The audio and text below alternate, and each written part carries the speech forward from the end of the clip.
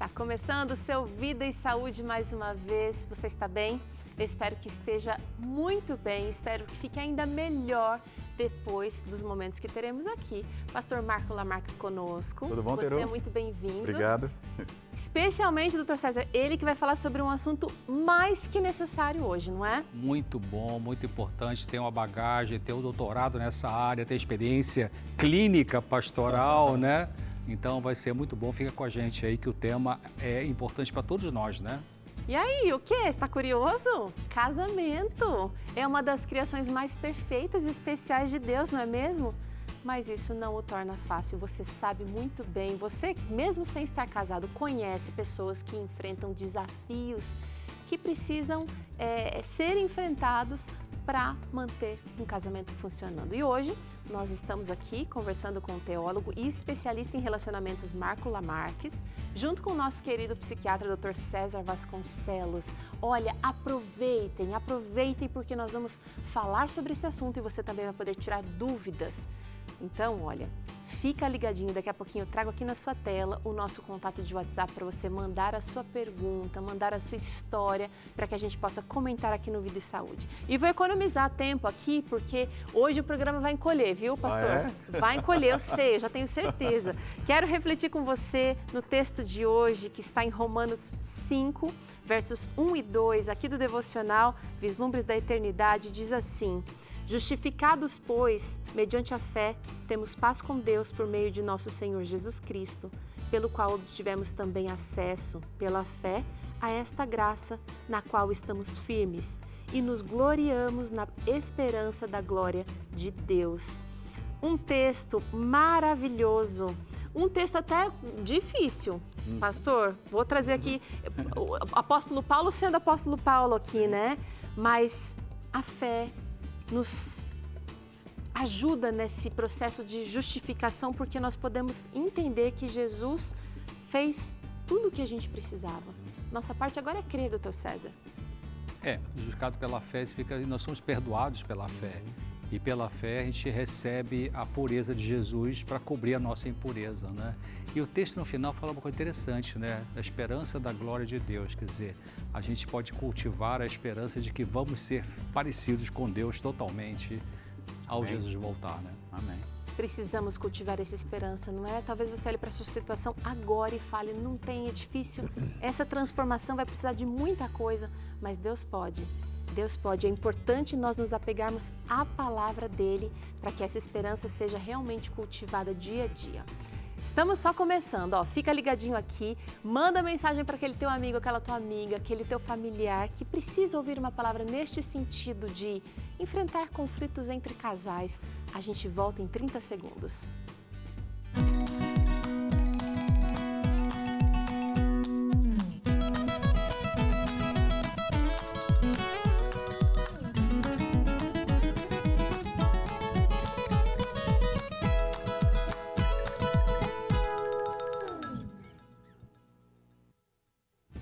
Que bom estarmos juntos para esse programa que vai falar sobre saúde mental, mas vai falar sobre resolução de conflitos no casamento. Eu quero saber de você qual é aí o seu maior conflito do casamento. Conta pra gente, não precisa se identificar, se você se sentir mais confortável, você pode mandar a sua participação de maneira anônima. Você vai fazer, vai contar, vai dizer qual é o seu maior conflito aí no casamento. E o nosso número é o 12982660004. A gente sempre fica passando ele aqui na sua tela. Esse QR Code também te dá acesso a ele. Então, surgiu aí, Dr. César falou alguma coisa, Pastor Marco falou uma coisa que mexeu com você, traz aqui pra gente, porque a gente gosta muito de ter as suas dúvidas e suas mensagens aqui no Vida e Saúde também. Bom, vamos começar do começo, gente. O que é considerado um conflito? Dr. César, num casamento a gente tem pelo menos duas perspectivas, né? Quando a família não é tão ativa assim, são apenas duas, mas quando tem outras interferências, realmente a coisa pode complicar. O que é um conflito? Conflito, se pensar no sentido amplo da palavra, né? Conflito é uma quebra da harmonia. Conflito é uma tensão entre duas ideias, duas pessoas por questões emocionais. Conflito é um desacerto, conflito pode ser um conflito pessoal, né? E pode ser um conflito interpessoal. Conflito pessoal é quando eu não estou bem comigo mesmo. Tem alguma coisa em mim que está me criando ansiedade, criando irritação, criando tristeza, um conflito. E conflito, que é o que interessa para a gente aqui, conjugal, então é quando começa a existir algum problema nessa boa interação do esposo com a esposa. Acontece alguma coisa que está saindo faísca, vamos dizer assim, né? Ou esfriando. Então, conflito é isso, aquilo que está precisando ser entendido para se tentar uma recuperação, uma harmonia, né, pastor? Sim. A gente vê sempre conflito como uma coisa ruim. E, assim, o que seria importante de entender é que o conflito, ele é algo que pode se tornar positivo, depende da maneira como nós lidamos com ele, né? Então, isso acontece entre casais felizes, entre casais que não são felizes, mas assim, são diferenças de opinião, da maneira de pensar, da maneira como foi criado na família, cultura. Essas coisas todas, elas vêm para o ambiente do casamento e elas são comuns no ambiente do casamento. Então, por isso que é importante que quando a família, o casal se une e conversa sobre isso, ele precisa construir a história deles. Que a história do casal é diferente dos outros casais. Quem está vivendo um pé de guerra agora, nesse momento, talvez não consiga entender esse bem possível por trás de um conflito, pastor, porque a coisa pode se tornar muito intensa. Então, e por isso que está nessa palavra que eu disse, nessa frase, aliás, é a maneira como eu resolvo o conflito. Então, casais felizes, Teru, eles vão ter conflito. Tá? Podem se amar, podem ser cristãos. Agora, por que alguns casais infelizes sofrem mais com os conflitos e os casais felizes não? Porque é a maneira como eles resolvem. Então, eu falo assim que o conflito não pode ser visto como uma coisa negativa, porque senão você não vai querer mexer nele, não vai querer lidar com ele. Meio que a gente trava o processo. Sim, acho que está falando no sentido de conflito, no sentido de diferenças, né? Diferenças, Então, vem de uma família com muita comunicação, casa com alguém, vem de família muito calada. Né? Um gosta de sexo 3 vezes por semana, outro gosta de sexo uma vez por mês. Um quer ter 5 filhos, o outro quer ser um e olhe lá. Sim. São conflitos. Diferenças que vão... E daí, né? Por isso que essa palavra conflito, ela abrange muitos contextos, Só que o que eu tenho que fazer? Eu tenho que entender que isso é comum para um casal onde os dois inteligentes são diferentes. Quando começa um relacionamento já no namoro ali, a gente já pode ter algumas pistas do que vai ser pontos de conflito ali durante o casamento, porque vão surgir, inclusive, durante o namoro. No namoro, no noivado, já se vê isso, Teru? Agora, a gente tem um casal aqui que está em conflito. Bem, vou chamar vocês dois aqui. Ó, não estão felizes. Tá bom. E, inclusive, foi construído aqui, ó, vem pra cá, pastor. Foi construído aqui, ó, um murão. É uma muralha, né? Isso aqui é uma muralha. O senhor falou que o conflito depende muito de como os dois lidam. Então, não depende só de um lidar, e a gente vai trazer essa questão já aqui, porque eu sei que tá aí latente para você. Mas o fato é que a parede do Dr. César tá construída e ela tá, olha, espessa entre um e o outro. E aí eu quero saber, a gente vai descobrir aqui agora, por que os conflitos nos casamentos, eles são formados, como que vem, de onde vem. E eu quero a participação de vocês agora, o comentário. Olha, existe uma diferença de opinião muito grande entre os dois. Olha, esse pode ser um tijolo bem forte na construção desse muro aí de conflito. Inclusive, Teru, Dr. César, esse muro não foi construído rapidamente e nem foi só com tijolo. Tem alicerce. Tem alicerce e foram vários tijolos. Então, esse conflito aqui, que se tornou uma muralha, aqui já é um problema, já é uma dificuldade. Só que quando era um tijolo, ele não era um problema grande ou não era um problema impossível de se resolver. Porque diferenças de opinião, o que isso significa? É algo normal. Eu gosto de verde, o senhor gosta de azul. Como é que a gente vai viver num mundo de todo mundo concorda e pensa do mesmo jeito? Vai ser um mundo chato. Mas o que tem que ser falado aqui? Quando eu me coloco num relacionamento, eu preciso entender o quê? Que a minha história, que o meu contexto ali conjugal, eu e meu cônjuge, ele é único, ele é singular. Então, nós temos que fazer projetos, planos para a nossa realidade, que não podem ser utopias, tem que ser dentro da nossa realidade. Por exemplo, os dois nasceram num lar humilde, tá? Vieram construindo com muito esforço, com muito trabalho. Eles não vão conseguir, provavelmente, casar com um apartamento próprio ou uma casa própria. Com tudo perfeito já. E os amigos, mas o meu amigo conseguiu, só que o amigo já veio de uma estrutura, tem mais tempo de trabalho, tem um emprego mais solidificado e conseguiu. Diferença de opinião, ela acha que tem que já casar com um apartamento próprio. Ele entende que não dá para fazer isso. O que eles têm que fazer? Então, tem que ver o histórico da realidade deles. Eu estou dando um exemplo assim, bem superficial. Para não gerar uma frustração dela. Eu me casei com um apartamento alugado, numa casa, num imóvel alugado. São diferenças de opinião que, se conversando a respeito delas, não precisa haver desentendimento. Pode discordar sem que haja agressão, sem que haja ofensas, né? E a diferença de opinião também entre o casal acontece por questões de gênero, né? Exatamente. A mente feminina funciona diferente da mente masculina, né? A mente feminina pode ver algumas coisas que a masculina não vê e vice-versa, né? Sobre qualquer coisa, educação de filhos, o que comprar para dentro de casa, férias onde vai passar, enfim, visita de parentes. Então, essa visão, são duas lentes diferentes, né? Como que a mulher olha, como que o marido olha. Então, é importante tentar harmonizar isso aí, cada um respeitar a visão do outro. A gente vai falar mais sobre como lidar com esses tijolos aqui, tá, gente? Mas nesse momento a gente só está tentando entender por que essa parede, por que os conflitos surgem. Olha só,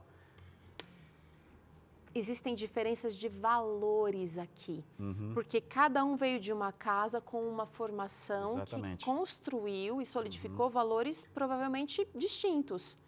Você pode ter aqui, doutor César, a questão do valor da família. Né?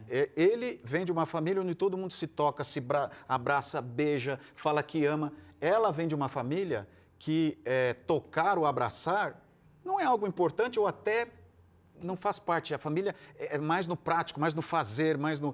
E esses valores que para ele, vamos dizer, o afeto, o dizer que ama é tocar e beijar e falar que ama, são diferenças. Para ela não tem valor isso aí. Para ela o valor qual que é?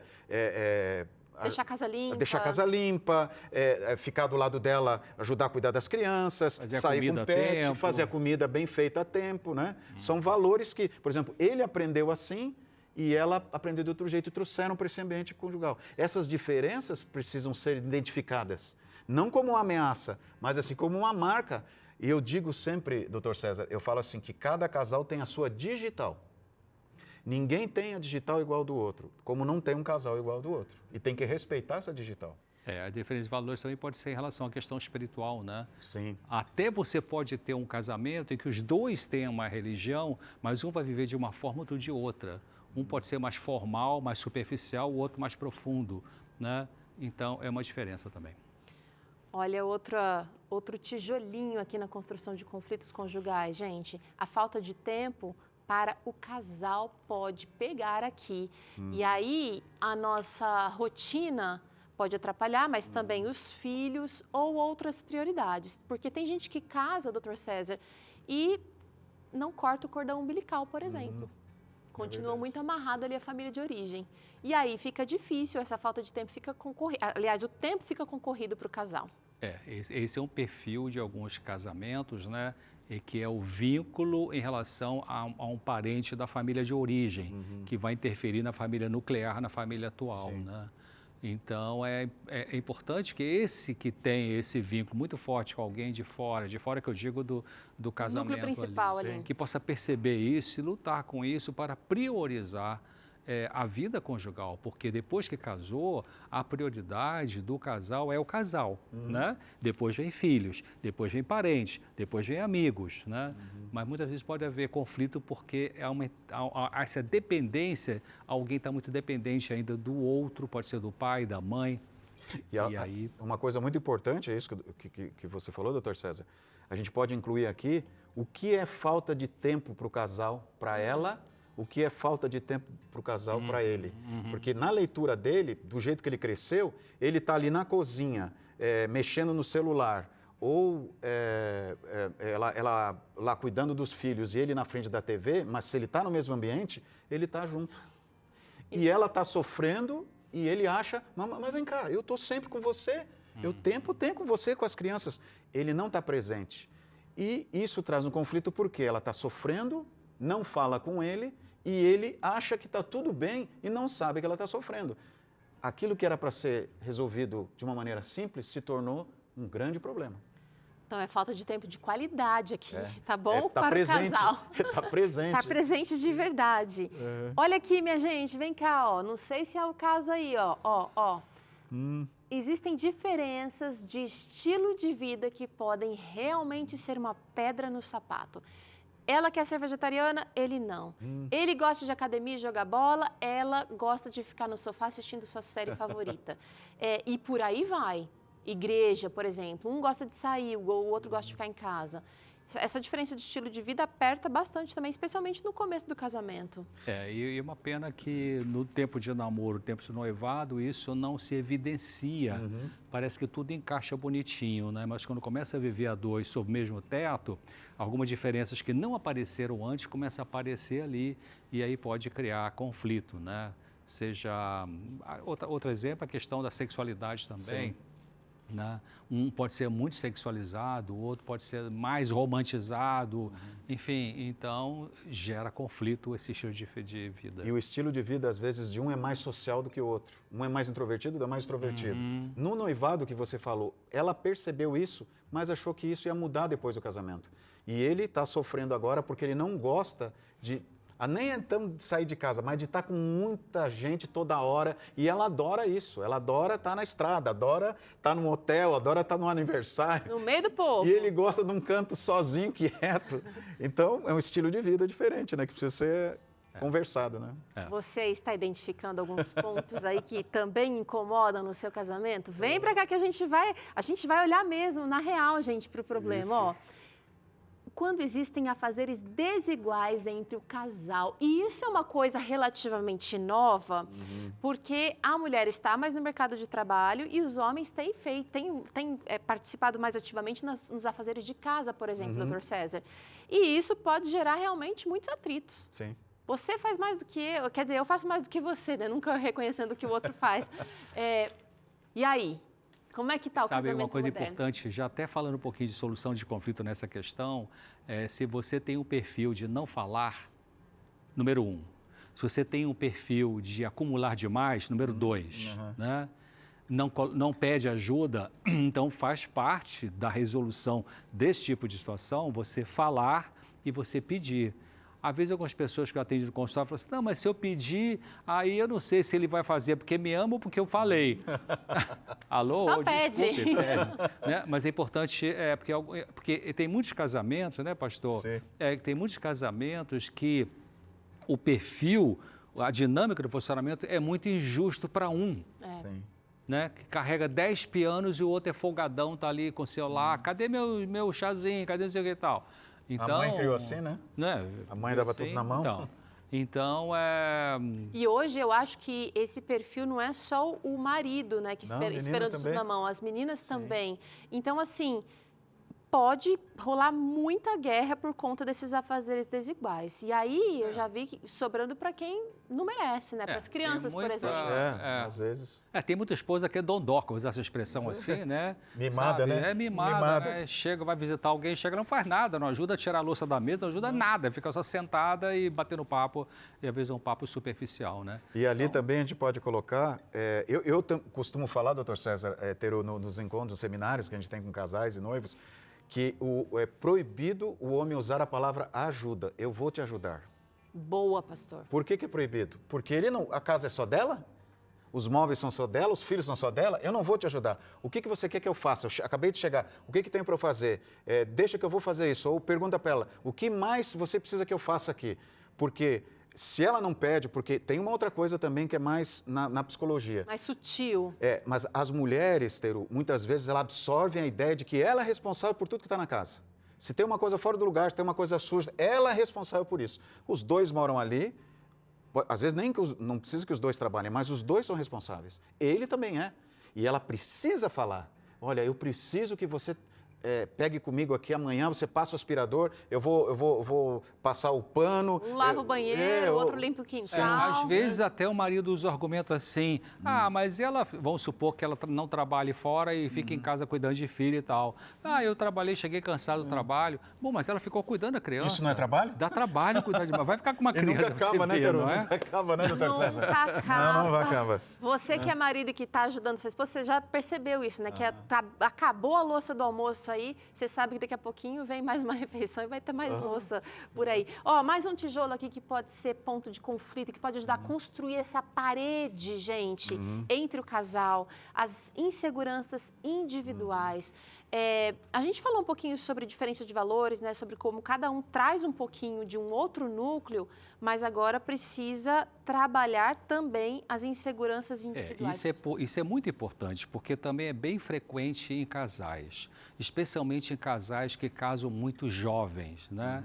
E em que pode ser o marido, pode ser o rapaz, pode ser a moça, tem uma insegurança e essa insegurança leva a grudar no outro, né? Fica numa dependência do outro, fica numa fissura pelo outro, fica numa obsessão pelo outro, isso sufoca o relacionamento, né?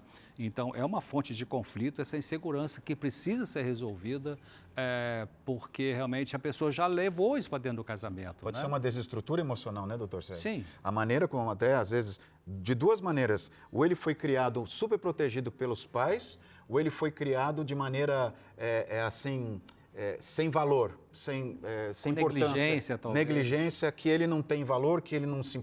E aquela insegurança dele, ele criou um medo com relação a outras pessoas, que tem a tal da autoestima baixa, né? Também está incluído aí. Olha, gente, talvez você, olhando aqui, tá pensando aí, nossa, meu casamento está dando muitos desses problemas aqui, eu casei com a pessoa errada. Eu quero até convidar vocês para sentarem aqui um pouquinho novamente. E aí você está, assim, talvez desesperado, porque esse muro está feito aí, talvez você não seja um casal novinho aí não, talvez 30, 40 anos junto com a mesma pessoa, já até desistiu da luta, viu, pastor? Mas não, calma aí, calma aí.